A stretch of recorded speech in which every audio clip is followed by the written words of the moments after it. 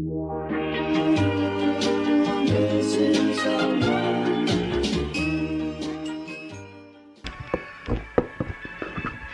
my god. Oh, no. Okay. No. Oh no. We get run fast from your mother and fast from your father, run for your children and your sisters and your brothers. Lord above, I need a haircut. Ooh. Hello everybody and welcome back to my channel. Here we are again. Since my last video, A-level results have come out. What a f***ing shit show that was. It was just not the one, was it? It just all went to shit. Today at 4 PM they made the announcement that they're going off predicted grades from your teachers, which is great. But also, the university courses have been full up now. So, what's gonna happen?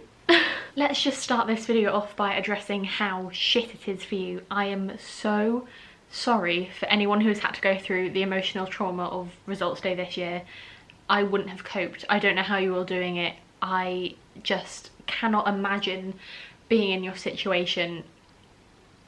I would have broke down. It would have destroyed me. So I can only imagine what some of you are going through, and I'm truly so sorry that this government has failed you to such a freaking awful extent. Just remember this when you're of voting age in the next election. So yeah, that's what's been going on in current affairs, but that is not what this video is about. This video is about all of the things you can do to prepare for university before you get to university. And it's even weirder this year because, well, there's no freshers events. RIP nightclubs.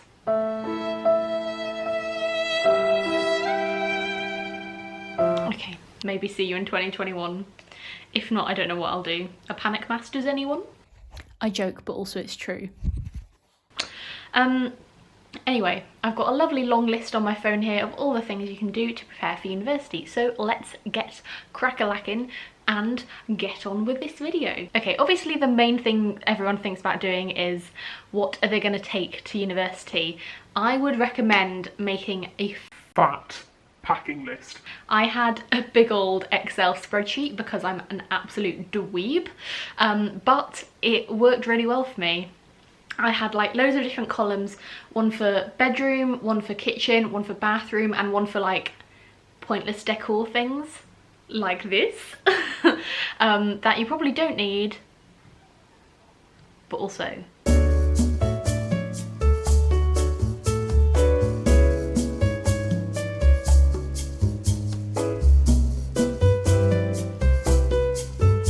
like the stuff that you probably don't need, but also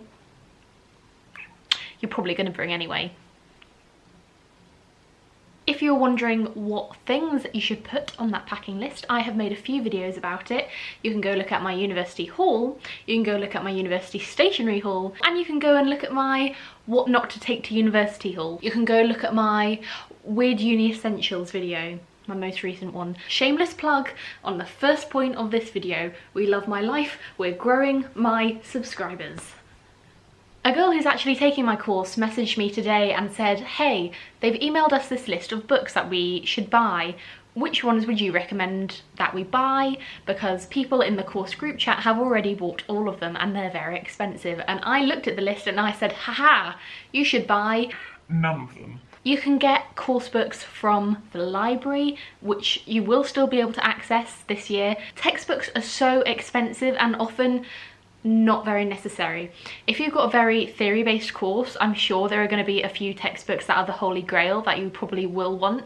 I have got A's in exams and not even looked at the official textbook because I've just used all the lecture notes. So maybe don't buy the textbooks. However, I will say you'll probably be given a reading list of things to read before university, and I would highly recommend that you get a head start on that now. So another thing I'd say is Google your course again. You know when you were searching for courses and you would have found like the university homepage, the basics about the course, where it had, you know, your entry requirements, the modules, the employment rates. go to that website again and read through all of the information about the course and just see what it is exactly you're going to be learning about. Because if you can get a very basic understanding of some of the concepts or ideas, mate, you're going to be laughing in those seminars. You're going to know everything. Okay, moving on from the course specific stuff, I'd say one of the main things you could do that will help you out so much when you move to uni is learning how to cook.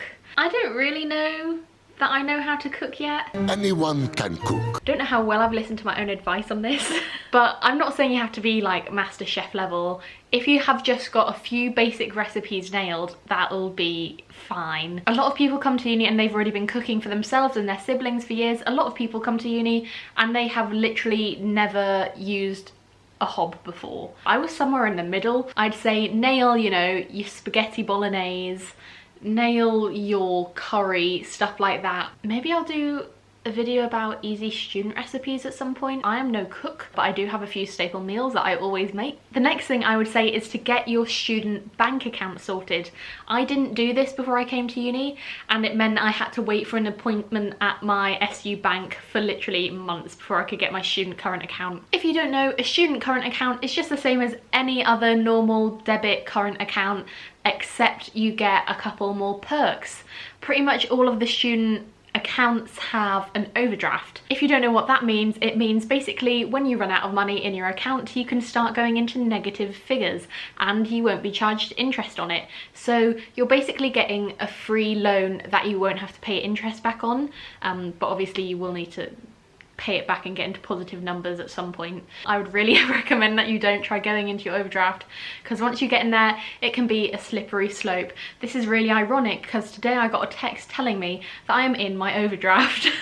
But on top of an overdraft, there are also a lot of other perks. Santander will give you a free rail card. These are amazing because, as you can imagine, as a uni student, you're going to be going back and forth a lot between your hometown and your university city. So getting a rail card is an absolute must. And if you can get it for free as part of a student bank account, like, why wouldn't you? Another one of those boring financial things that you're going to have to sort out is insurance for your gadgets. I bought my new baby when I came to university. I used to live the Windows life, but then I saved for literally 2 years and finally afforded myself an Apple product. It was just freaking a lot of money. So there was no way I was going to risk bringing it to uni without getting some insurance on it in case it got literally stolen from my room. The peace of mind knowing that if something happens to your prized possessions, your phone, your laptop, your Alexa, don't activate, she activated. Shh, shh, shh, shh. Sorry, I don't know that. I had a friend in second year whose house was broken into and they took something ridiculous like 5 laptops and a car. So definitely worth getting insurance.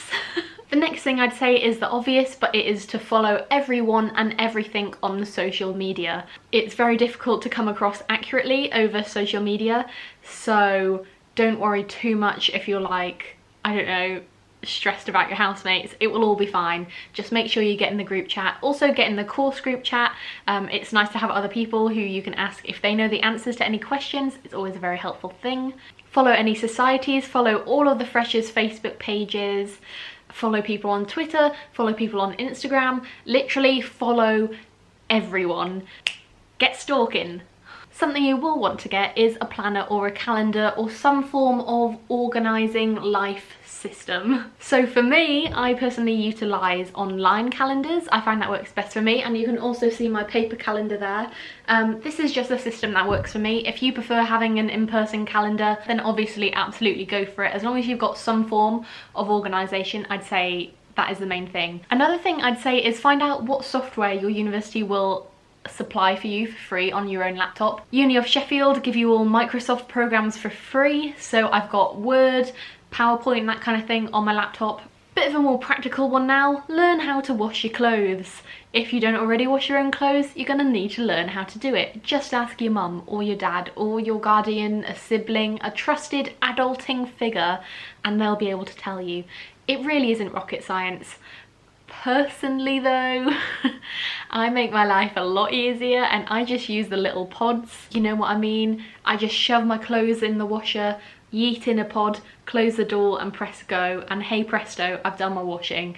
It's not hard, but it would be a good idea to give it a trial run at home before you get to uni, so that you don't embarrass yourself in front of all your new friends when you're like, how does this work again? Update your CV. Bit of a random one, but you now go to university, so update your CV, update your LinkedIn, and get ready to get on any potential work experience or job applications. If you're in a financial position where you don't have to have a part-time job when you're at university, I would try and recommend that you don't for at least your first semester.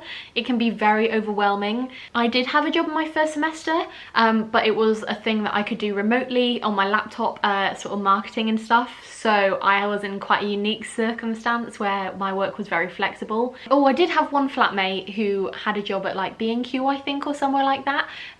But she jacked that in after like literally like 2 or 3 weeks because it was too much. However, you know, in your second semester, in your second year, most people do tend to get jobs then, so that's when you can maybe think about it.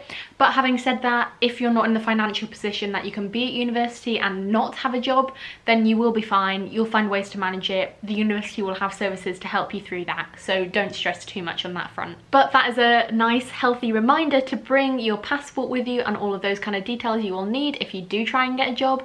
You will need your passport, your national insurance number, and all of those things. Similarly, do you really want to take your passport to the pub with you? If the answer is no, then get a form of ID. If you don't already have a driving license, maybe apply for a learning one, just because it's an easier piece of ID to carry around with you than your actual passport. Obviously, if you were able to go on nights out and clubbing, which you can't at the minute, but if you were, you probably wouldn't want to be carrying around your whole passport in your bum bag. No tea, no shade to my housemate Emily, who still does this in 3rd year, but you know, pish posh.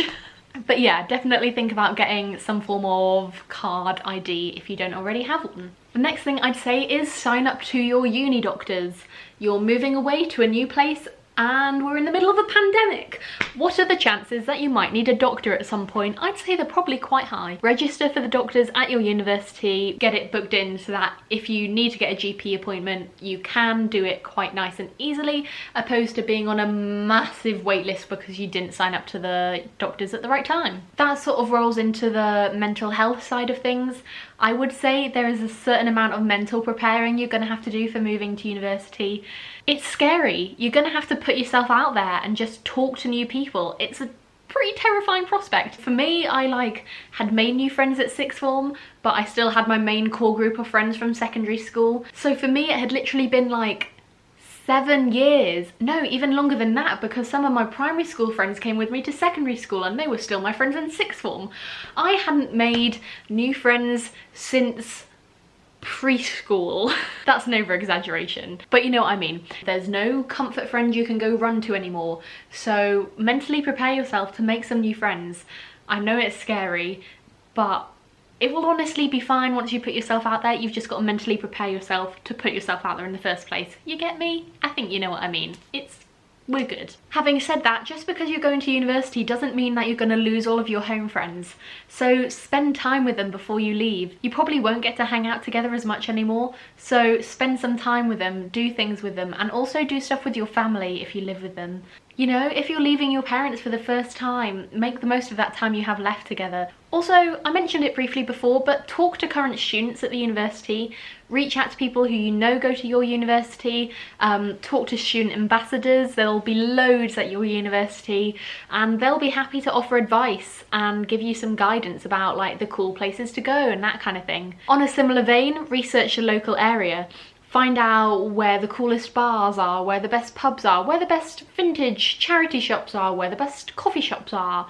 Where are the student hotspots? If you're watching this in a non-COVID year, then try and find out what nights you should be getting tickets to in Freshers Week. Obviously don't buy the wristbands, that goes without saying, but try and find out which are the nights that will probably sell out ticket-wise so that you can lock down a ticket and get to go to the best nights in Freshers Week. Obviously it goes without saying as well that you should try and find out what events are happening in Freshers Week, whether that's nights out or socials with societies, that kind of thing. Do all of that research and find out as much as you physically can. You've probably already seen the accommodation or looked at it virtually, but it's a good idea to go on a little virtual tour of accommodation again on one of the uni websites, just to help you get an idea of what kind of decor you might want to bring or how much will fit in your room, that kind of thing. Kill surprise, the battery died. Think to the future. Stuff like study abroad, year in industry, those kind of opportunities you really don't get a chance to think about. I have no idea why I didn't consider doing a year abroad. I just didn't really think about it, and by the time I could think about it, it wasn't an option for me anymore. So maybe have a think about if you'd fancy doing a year abroad or a semester abroad or something like that, and look into how your university goes about that kind of thing. This strip of light is really annoying me. Oh, just get in, will you? La la la, said that, done that, do do do do. Ah, that's it. That's all of the things I could think of. I hope this was of some help to you, and I know it was slightly geared towards the pandemic year, but if you're watching this in the future, hopefully it was still of some help to you. If you have any questions about things you could be doing to prepare for university, any things you're like, is this a myth, or should I be doing this? Feel free to leave them in a comment below and I'll get back to you and let you know what I think about it, because I'm a wise old third year now. How am I a third year? Oh god, I never want to graduate. But yes, please do subscribe. My channel is growing like pretty quickly recently, which is wild to me. I mean, okay, I'm not blowing up or anything, but like, the subscribers are growing and I'm not mad about it. So thanks if you're new. Make sure you go follow me on Instagram as well, because you haven't already given me enough by subscribing to me. I just demand so much. If you liked the video, give it a like. If you liked it, if you like, oh my god, who am I becoming? Doddle oddle. And yeah, I hope you have a lovely rest of your week and that your life hasn't been ruined by the government ruining your A-levels for you. Ting! Okay, bye! That was such a bad ending to the video. I'm sorry. I hope you're all okay. Okay, bye.